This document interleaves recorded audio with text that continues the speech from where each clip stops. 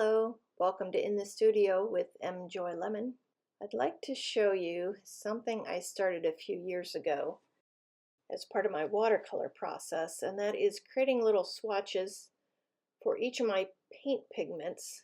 So what I'm doing here is adding a Sharpie line across the middle of the watercolor paper, just using my ruler as a simplified way to measure and get these pretty close.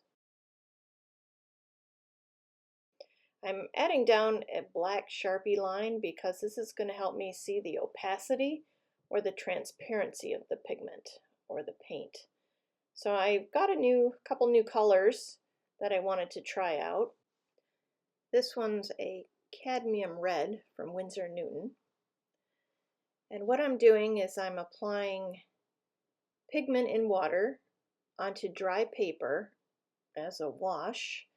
And I'm just careful to watch that leading edge, that it doesn't dry enough to leave a hard mark across the paper. So I've got to make sure that stays wet and fluid.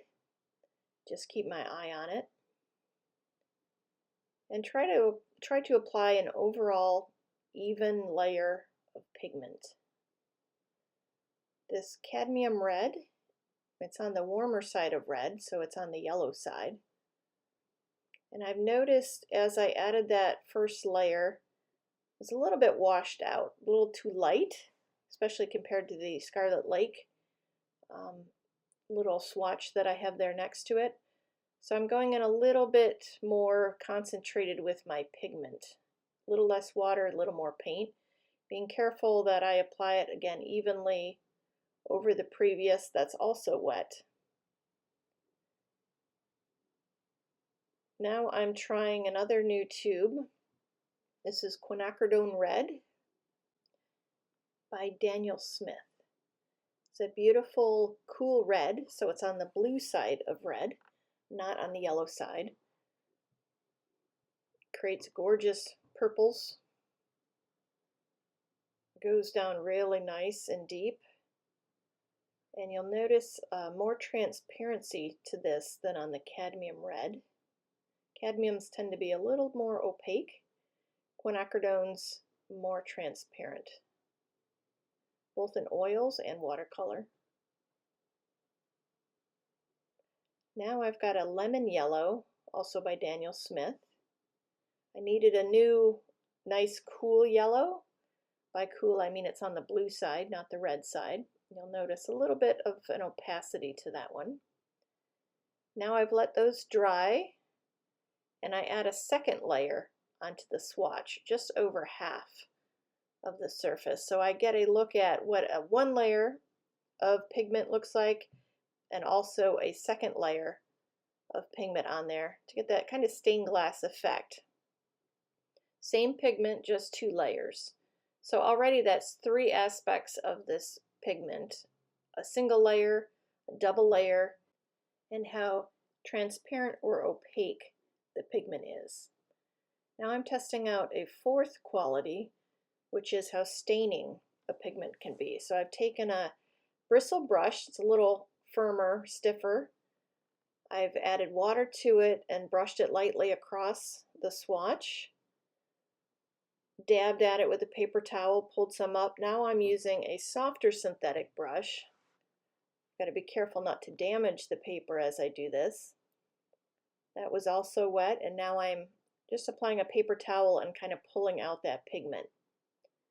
Here I'm trying it on a swatch of ultramarine blue that I also got. This is from Winsor & Newton. This is the green shade, so slightly to the green side. And just testing how much that pigment lifts off the paper. A little bit better than the cadmium did. Here I'm doing it with the lemon yellow. This is going to be important for your watercolor technique when you're working on a larger piece, to know what pigment to use, which ones will stain, which ones will lift out. Here you can see a row of my yellow swatches, and a fifth element which these swatches record is if the pigment granulates and creates a texture as it dries, or it remains smooth and even. So those 5 things, the color in a single wash, the color with an added layer over top, how opaque or transparent it is, how staining it is, and how granulating or smooth and even it is. And now that I can see them all in comparison, I'm pulling out a couple of yellows, a cool yellow on the right, a more middle value yellow or middle toned yellow, neutral, in the middle, and a warm yellow on the left. Same with my reds, looking at the temperature, warm versus cool, transparent, staining, granulating, and I'll do the same with the blue. So I end up with a warm and a cool of each of the primaries, and personally I prefer the more transparent watercolor pigments.